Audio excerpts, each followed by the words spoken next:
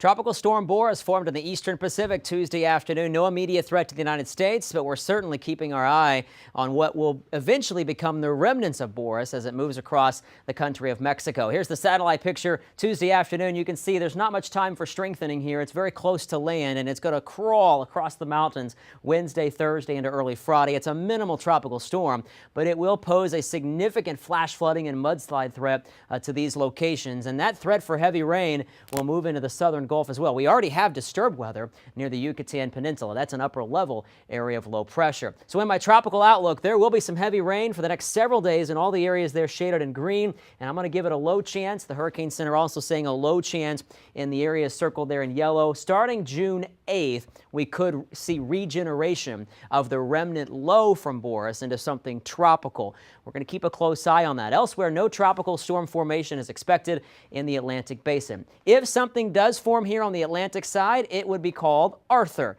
The next storm in the 2014 season is Bertha, so we'll once again keep our eyes focused on the southern Gulf and the western Caribbean. And one of the reasons why we always watch those areas is because in June, typically, this is where storms like to form. These are the origin points dating back to 1969, and they're all focused in that general vicinity. Also, we keep a close eye on something spinning up here close to home in the western Atlantic. If something does form to our south, typically it's forced to the west from high pressure building in across the center part of the country, or it's pulled up because of cold fronts across the state of Florida. Thankfully, though, right now, high pressure's in charge, keeping us dry and calm. Great weather here in the Sunshine State.